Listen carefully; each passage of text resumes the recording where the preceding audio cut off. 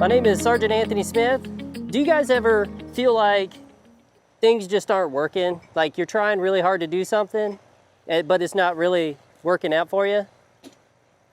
I had something happen this morning that really helped me kind of regroup and say to myself, maybe the way that I'm doing things aren't working.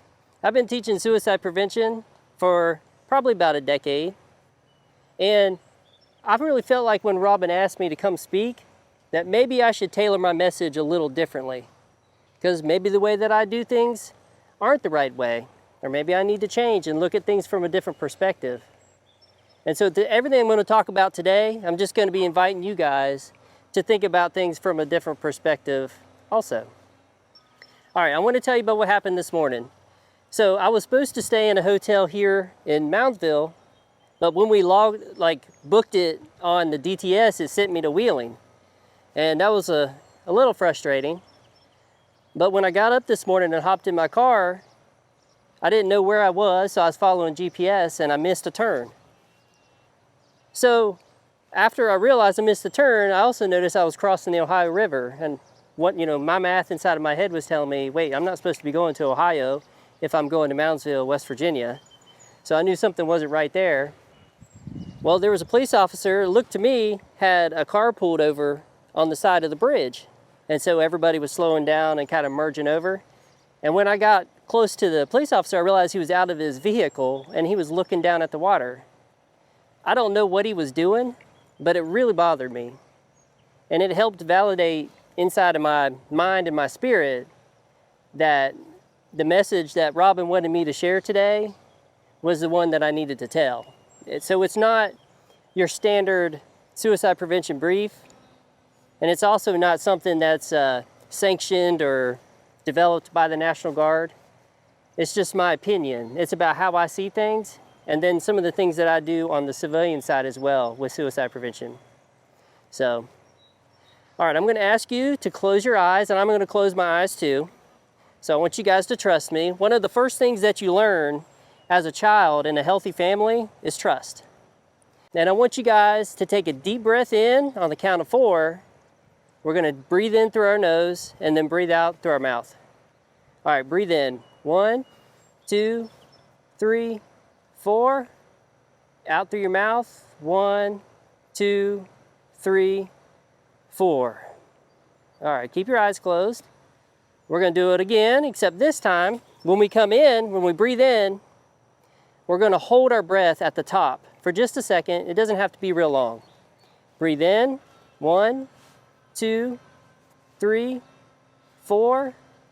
Hold it for a second. And out. 1, 2, 3, 4. All right, one more time. In through your nose. Hold it. Out through your mouth.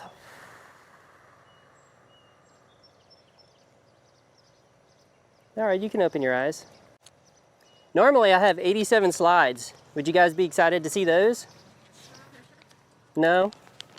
Instead, I just wrote down 5 points that I just wanted to talk about. Is that cool with you? Anybody want to see the 87 slides?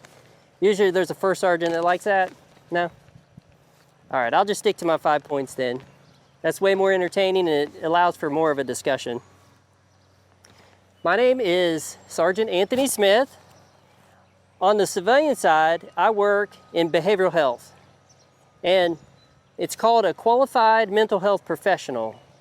So it's a licensure from Virginia that allows me to interact with clients who have intellectual disabilities. And that's everything from bipolar, schizophrenia, depression, anxiety. There's a wide range, autism.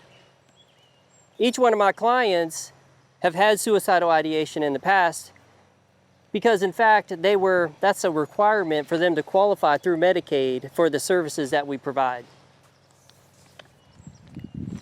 On the National Guard side, I hold a behavioral health MOS as well, among other things. I've got a few MOSs. And then like I mentioned before, I also teach some classes with Robin, suicide prevention related, ACE, ASSIST. But everything that I just told you about myself is actually a little different than the message that I want to share with you today. First, let's talk about the definition of suicide. Can somebody give me what a definition, just in layman's terms? Somebody want to volunteer what a definition of suicide is?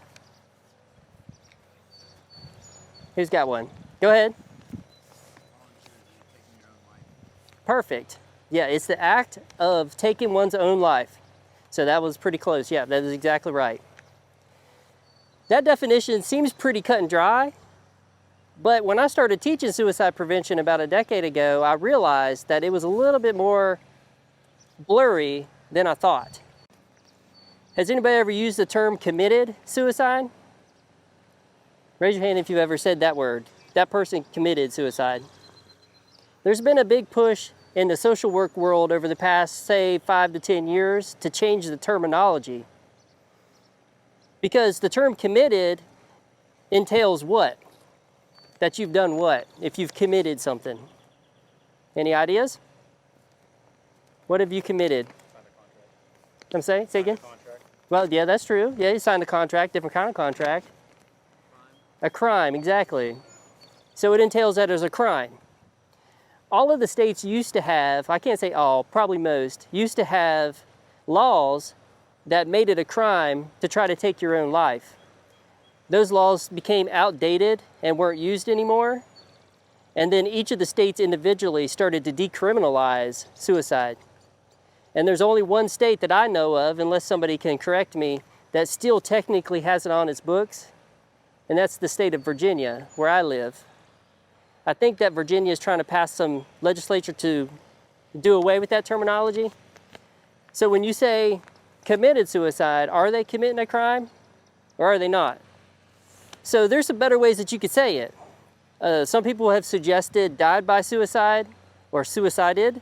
So that really challenges us to think differently about the words that we use. The words that we use have power, and I'm going to talk about that in a minute. What we say, what comes out of our mouth, those words, they have influence over the things that we do in our life and how we live our life. So our words are very important. So I just wanted to point out that fact when you're talking about committed suicide and the word suicide in general. So you guys are familiar with conscious and subconscious mind. This is where my talk's going to be just a little bit different. So we have a conscious mind that makes decisions. We use that a lot in the military. So we see ABC and we make the decision from that. Sometimes we make decisions from our subconscious mind. Our subconscious mind is not as easy to define.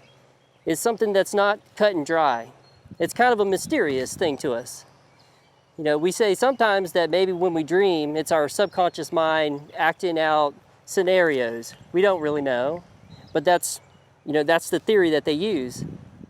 But there's much more to our lives than what we can sense with our 5 senses, taste, touch, and all those. So if you look at how an atom is structured, we're made out of atoms, if you get down to the smallest level.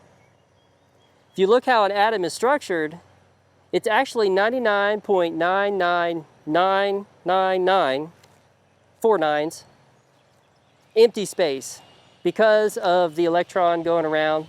But what makes it look solid is the electrons going around so fast that it makes it look like a solid object. So when we look at our arm, we see an arm, but in actuality, if we shrunk down, we could fly right through our arm.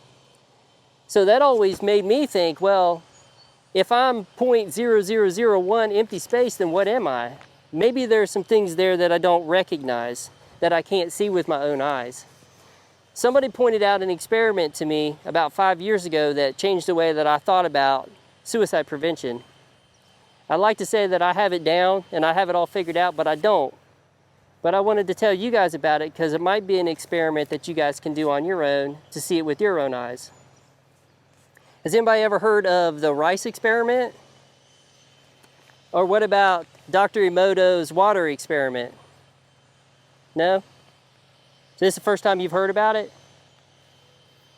So the rice experiment is you cook up some white rice and then you get 2 separate jars and you put that same batch of white rice into 2 different jars. At that point, they're exactly the same. The only difference is you label one love and then you label the other jar hate. Does anybody have any guesses what happens to those jars over time? If you had to guess, what would happen to those jars? One's labeled love, and the other one's labeled hate. Well, somebody told me if you did that, and then every time you see the love jar, you say, as silly as it sounds, you say, I love you to the love jar. And then anytime you're having a bad day, you yell at the hate jar, that it actually changes the hate jar brown. And I didn't believe them. So I do this experiment with each one of my clients, and I've probably done about 12 or 15 times. And every single time over the course of probably about 4 to 8 weeks, the love jar, that rice stays white. And then the hate jar turns brown. So that talks about the power of our words. So we have to be careful about what we're saying to others, and then also that internal dialogue of how we talk about ourselves to ourselves. I can't tell you the science behind the rice jar or how that works. I'm not that smart of a person, to be honest with you. But when I saw it with my own eyes, it sure changed the way I talk to my kids. And then I also had to challenge myself with the internal dialogue that I have about who I am. Is there anybody here that's not on social media? Okay, I just got off of social media in October. I was doing a suicide awareness campaign on social media, and so I was involved with all of it. Instagram, Snapchat, Facebook, Twitter. Never got to hang a TikTok, not my thing. And I decided, based on what I remembered about the rice experiment, that it wasn't healthy for me, and now research is starting to back up this theory that I had to myself, is it's not helpful for me to completely inundate my mind with negative stuff all day long. And it seems, I won't say it's funny, but it seems that I got off at the right time. Because you think about what's happened in the world today with all the challenges that we have. I've made it a point not to have that playing on a screen in front of my brain every single day, because I kept thinking about that hate jar. So I'm not telling anybody to get off social media. It's just, all of this is just for you to think about. And I'm just inviting you guys to think about things just a little bit differently. There's a guy named Neville Goddard, and he had a really interesting theory that I've always liked ever since I first read about it. And he said that feelings are the only thing that matters. And I was like, at the time when I first read it, I was like, I don't want to talk about feelings. You know, I was raised up in a world where I really wasn't supposed to talk about how I felt about things because it didn't matter. I just did what I was told to do by my parents. But after reading his book, it really made a lot of sense to me that feelings are important. You could have one person who goes through a divorce and they're just torn apart about it. Tough relationship, they're having a hard time managing and coping. Or you could have another person that goes through a divorce and be happy as everything. They might even get married and divorced a second time just so they can go through the divorce again. So it wasn't the event, it wasn't the circumstance that determined their life, it was how they felt about it. It was the interpretation of the event. And that's true with anything that happens in your life. So I grew up in a poor family, but I never felt poor. I didn't have what my friends had. So who was the one that was poor? It certainly wasn't me. I didn't perceive it that way. And so the words that Neville Goddard said really meant a lot to me. So we all have challenges being in the military. We have deployments. We come off of deployment. We go back and integrate back into civilian life. That's a challenge that people around us can't understand. Some people handle it one way, and some people handle it another way. Which way is the right way? Well, neither of them. It just depends on how we perceive it. So you might say, well, Tony, how do I change the way I feel about things? I'm not saying you can, but I do know that going outside of yourself, there are certain times in your life we have to. We need all kinds of resources here today where you reach out, make contact.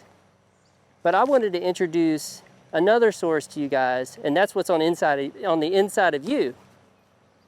What's on the inside of you is a resource too. There's nobody in the world that knows you like you. They don't know what you've been through. They don't know who you are, where you came from. But you have tools inside of yourself that you can turn to. Why don't we turn to them? Well, because we busy ourselves with outside influences, Facebook and Twitter, TikTok. We don't quiet our mind and go within ourselves to see what we really need as human beings. I might want $1 million, but the $1 million isn't actually what I want. What I want is the feeling that $1 million gives me. Well, if I can go for a run and that makes me feel like $1 million, then I'm not really missing the $1 million. It's the feeling of having it. So I want to tell you just real quickly about my story. So I had suicidal ideation when I was about 13. At the time, I discovered I loved running, which fit really well into the military. And I did a lot of running when I was little. I didn't know that that was like a coping skill that they call coping skill. I didn't know that that was something that I was turning to help myself through. I just know that it felt good. I guess it was the natural endorphins or the opportunity to go visit my friends where, you know, I didn't have parents that could take me to see them. So I'd just run or walk to their house and it just made me feel good. There was a little bit of validation for my friends. They're like, wow, Tony, you ran all the way here from your house. And that felt good too. But I grew up in a poor family. And remember at the beginning, I said that the first thing you learn in a healthy family is trust. I didn't learn that in my family. Has anybody else ever felt like they didn't learn a lot of things from their family? That wasn't a part of my growing up, was trust. I couldn't trust. We had ailments of all kinds. Mental disorders, substance abuse, health issues, diabetes, cancer, heart disease.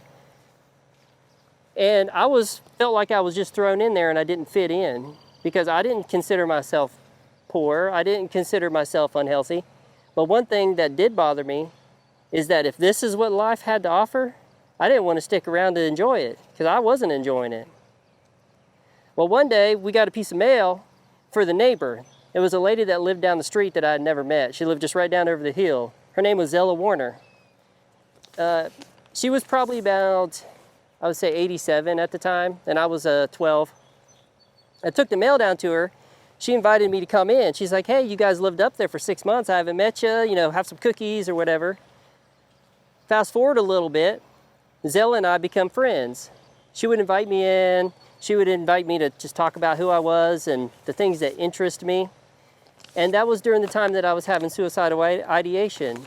And she could sense that in me. She might not have been able to put her thumb on it, but she could sense that this little boy had some stuff going on. One day she asked me what my hope was. And I was like, what I hope to get for Christmas? Like I didn't understand. She said, no, when you wake up in the morning, what is your hope? What do you look forward to? What opens your eyes? And I said, well, I like to run. She's like, good.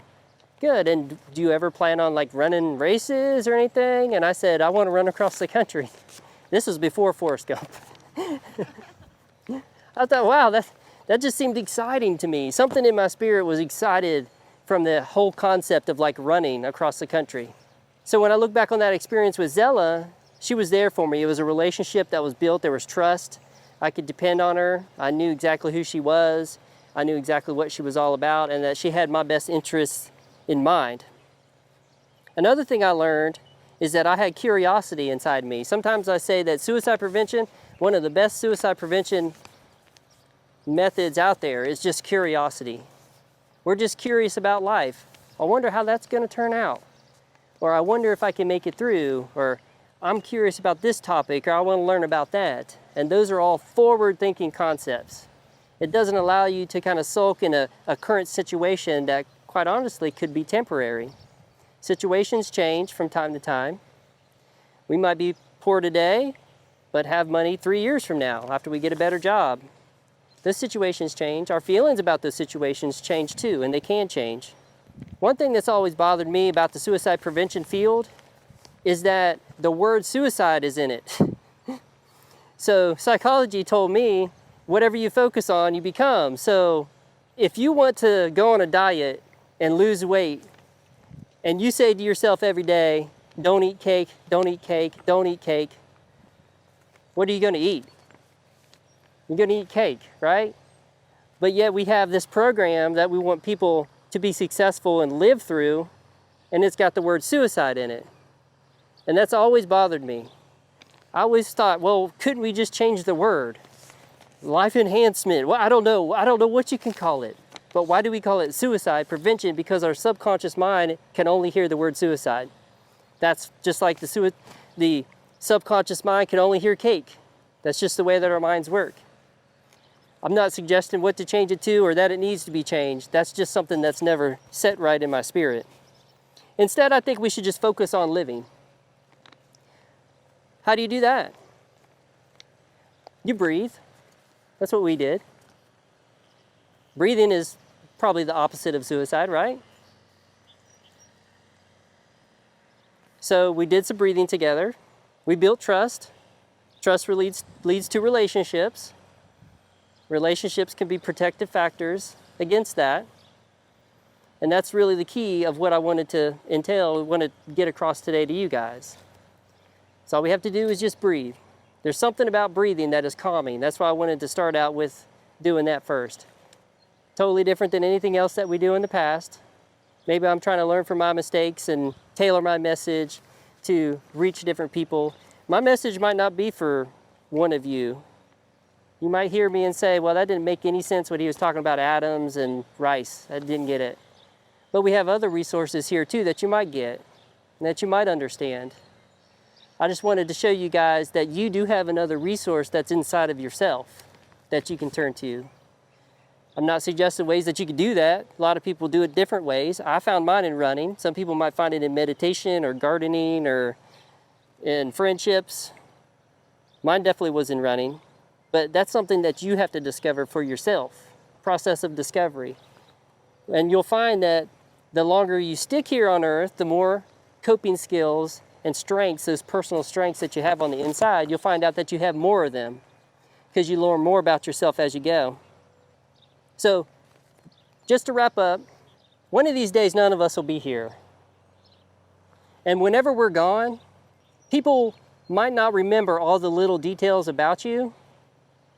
You certainly won't remember do you remember my title, what I said I was, that licensure in Virginia? Something about mental health, right? You're not going to remember that about me. What you're going to remember is how it made you feel. That's what you'll remember. And you'll also remember that it's really stinking hot out here. So when we're all gone, just know that your loved ones are going to remember how you make them feel. And just like Zella Warner, she asked me those questions of what was my hope. Make sure you don't go to bed tonight without knowing what your friends and your family members are hopeful for. Because you don't know if just asking them that question could be a pivotal moment in their life. Zella certainly didn't know that it was for me.